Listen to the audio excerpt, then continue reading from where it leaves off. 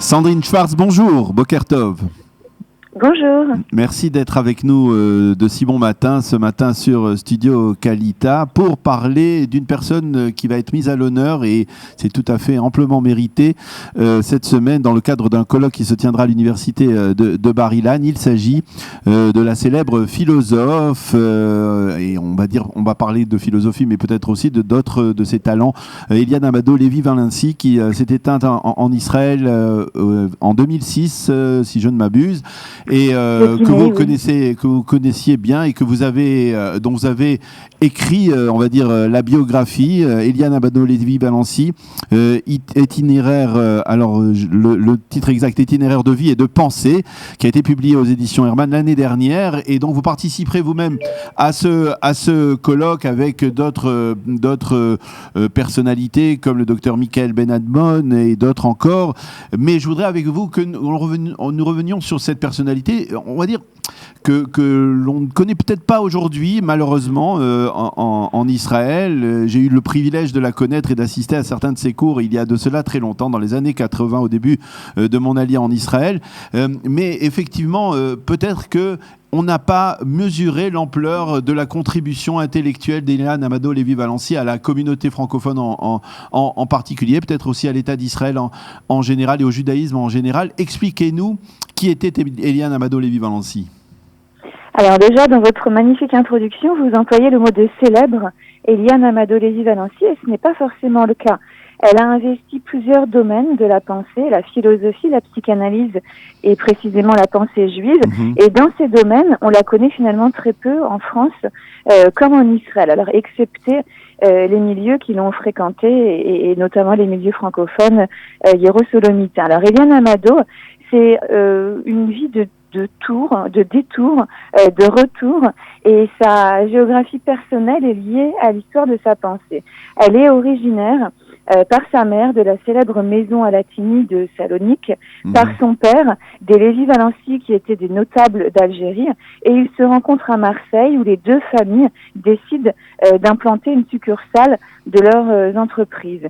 C'est la haute bourgeoisie, c'est même l'aristocratie. Eliane Amado grandit dans des châteaux avec des professeurs particuliers et une éducation tout à fait soignée. Alors que tout la destine à épouser un cousin pour préserver l'héritage familial, eh bien elle rompt, c'est le premier détour, la première rupture avec cette tradition en décidant d'étudier la philosophie à la Sorbonne. Eh bien c'est quelque chose qui ne se fait pas, ni pour les hommes, excepté les études de médecine, encore moins pour les femmes.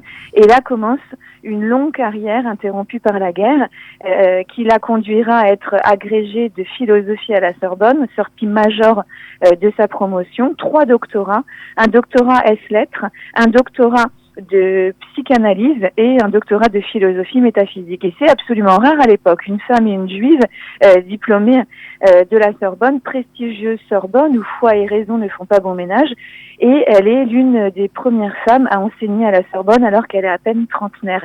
Et donc au début, c'est vrai, de mon côté, c'était réhabiliter une femme que j'avais rencontrée dans le cadre de mes études sur le renouveau de la pensée juive, et très vite en m'intéressant à sa biographie, c'était réhabiliter l'histoire d'une figure fondamentale de l'histoire des idées dans la seconde moitié du XXe siècle. Alors, avant de parler de la partie de sa vie israélienne, qui a débuté comme pour d'autres célèbres figures de l'école de pensée de juifs de Paris, comme André Neher ou comme Manitou, eh bien, elle a participé à cette école. On peut dire qu'elle faisait partie à part entière de cette école de pensée juive de Paris, n'est-ce pas ?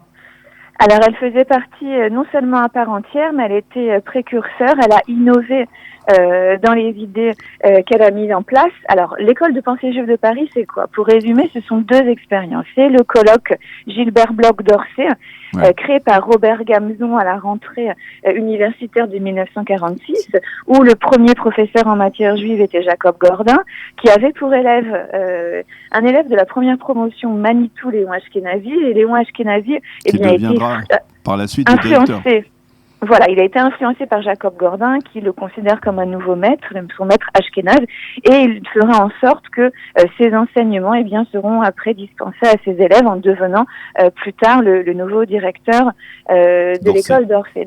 Donc cette école fera fleurir jusqu'aux années 70, date à laquelle Manitou et la plupart des élèves font leur alia. Le deuxième élément de cette école de pensée, c'est le colloque des intellectuels juifs de langue française. Alors qu'est-ce que c'est que le colloque? C'est un Shabbat plein qui réussit. À l'initiative de plusieurs membres du Congrès juif mondial, le 24 mai 1957 se réunissent Edmond Flegg, Aaron Stenberg, Léon Algazi, Emmanuel Lévinas, Eliane Amadou-Lévy-Valency, Vladimir Jankelevitch, Jean Val, dans une maison de Lozé à Versailles pour réfléchir à la question ontologique de savoir qu'est-ce qu'être juif après la Shoah. Et les discussions sont tellement hautes et sont tellement importantes qu'ils décident de se réunir l'année qui suit au siège du Congrès juif mondial, de se structurer en comité préparatoire, et tous les ans des rencontres ont lieu qui abordent des thèmes les plus pointus selon une logique qui est très originale, en tout cas dans ces années contemporaines. Ça a pu se faire peut-être à l'époque de Maïmonide, mais en tout cas dans ces époques contemporaines, ça ne se faisait pas. C'est de revoir toutes les questions qu'on peut se poser dans la modernité à la lumière des sources de la tradition juive. Et donc, comme je l'ai dit, la seule femme de l'expérience est Eliane Amadou-Lévy-Valency, donc qui fait partie de la première rencontre, du comité préparatoire du colloque, puisqu'elle est très amie avec André Neher, et André Neher qui est souvent retenu à Strasbourg où il est enseignant.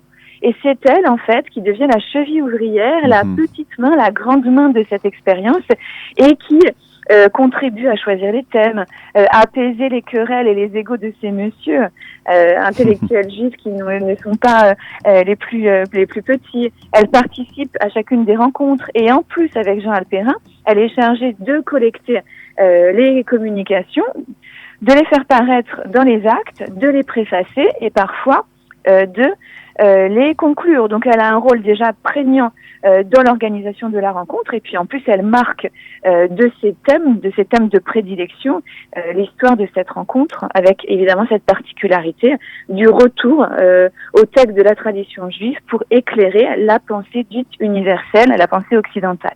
Alors, retour vers les textes de la tradition juive, certes, mais il y a aussi un second retour qu'elle va effectuer elle-même, je le disais tout à l'heure, c'est-à-dire elle-même, elle va faire son alia en 68, tout de suite après la guerre des 6 jours, et se retrouver, on va dire, dans une réincarnation plus sioniste et israélienne de l'école de pensée juive de Paris, aux côtés de Manitou, aux côtés d'André Neher, qui aussi, comme vous le disiez, vont faire leur alia. Est-ce qu'on va mesurer sa dimension, justement, lorsque en Israël, est-ce qu'elle va retrouver sa place ici, en Israël, dans la communauté francophone ? Alors là, c'est vrai que c'est une rupture, comme je le disais. Elle est philosophe, elle est psychanalyste, elle renouvelle la science psychanalytique en créant un CIPPS. Elle est investie dans la renaissance de la pensée juive d'expression française, alors que tout lui sourit. Eh bien, en décembre 1968, elle décide de faire son alia. Alors, contrairement, et ça c'est une donnée importante, à ses amis Neher, Manitou, Théo Dreyfus ou Beno Gross, elle ne va pas en Israël parce qu'il y a la guerre des 6 jours. Elle va en Israël parce que l'université Bar-Ilan lui propose un poste de directrice de département. Et là, la logique n'est pas la même. Elle est connue et reconnue en Israël, d'abord parce qu'elle a une formation académique de philosophe à la Sorbonne. Et donc, entre 1969, elle présentera la première leçon inaugurale de l'université Bar-Ilan jusqu'à sa retraite en 1993. Elle va créer une école particulière à Bar-Ilan, ce qu'on a appelé l'école française, en faisant encore une fois une révolution, un détour, quelque chose qui n'avait jamais été fait. Elle est engagée pour être directrice d'un département de philosophie, et elle va organiser une fusion avec la pensée juive, philosophie et pensée juive, et malheureusement, ça sera défait par certains de ses étudiants à sa retraite. Alors, est-ce qu'elle est connue en Israël quand elle fait cette révolution et qu'elle est directrice de département? Oui. C'est Simon Schwarzfuchs qui me l'a confirmé, et d'autres élèves. Elle est même pressentie pour le prix d'Israël. Le temps de sa carrière, elle est une auteure à succès, puisqu'elle écrit la plupart de ses ouvrages en Israël. Elle écrit un certain nombre d'articles. Contrairement à ses amis Neher et Manitou, elle dépasse le simple cadre des étudiants ou des disciples ou des fréquentations francophones, puisque elle a un public évidemment francophone à Bar-Ilan, mais également anglo-saxon et ceux qui parlent en hébreu. Donc oui, elle fait florès en mettant en scène les thèmes qui étaient les siens depuis sa thèse de doctorat, depuis les niveaux de lettres, en les agrémentant de petites nouveautés. Très vite, elle s'aperçoit qu'implanter en Israël l'école de pensée juive de Paris ne fonctionnera pas. Avec Meher et Manitou, encore eux, elle essaie de créer 2 colloques. Le premier des Olim de France, le second des intellectuels installés en Israël. Elle écrit même une revue basée sur l'école de pensée juive de Paris. Elle s'aperçoit très vite que cette pensée si particulière ne plaira pas au plus grand nombre en Israël. Oui. Et elle poursuit justement cette ambition du côté de cette école française à Bar-Ilan. Est-ce que l'on peut dire, pour terminer, Sandrine, que peut-être que Eliane Amado-Lévy-Vincent a peut-être souffert d'un manque de charisme qu'avaient des gens comme André Neher ou Manitou, une sorte de charme presque naturel qui lui ont empêché, par exemple, de mesurer, d'être reconnu, on va dire, en tant que tel, comme l'était par exemple Manitou? Je ne crois pas. Alors, si vous savez la situation de son vivant, il a souffert justement de ce manque de reconnaissance, de ne pas avoir eu accès au milieu universitaire israélien. Ça a été aussi un peu le cas pour André Neher, pas du tout pour Eliane, qui ne souffrait de rien, puisqu'elle était libre et elle était audacieuse. Et je pense que c'est de ça dont elle a souffert.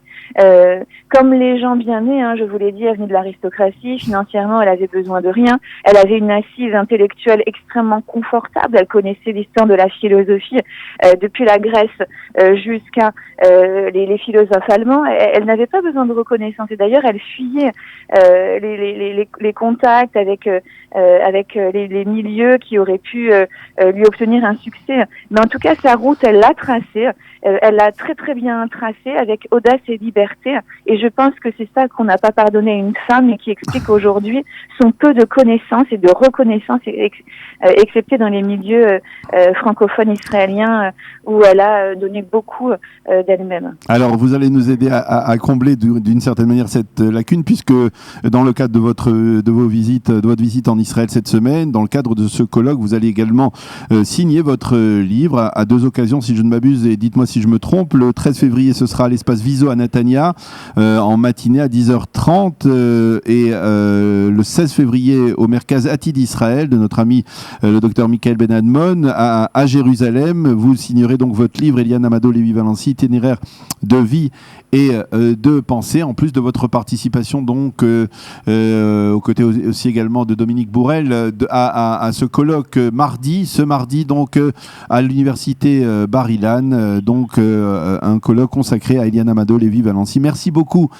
Sandrine Schwartz d'avoir été avec nous ce matin sur Studio Kalita pour nous parler de cette grande figure on va dire de la philosophie et de la communauté juive francophone en Israël et à Jérusalem en particulier. Bonne journée. Merci, bonne journée.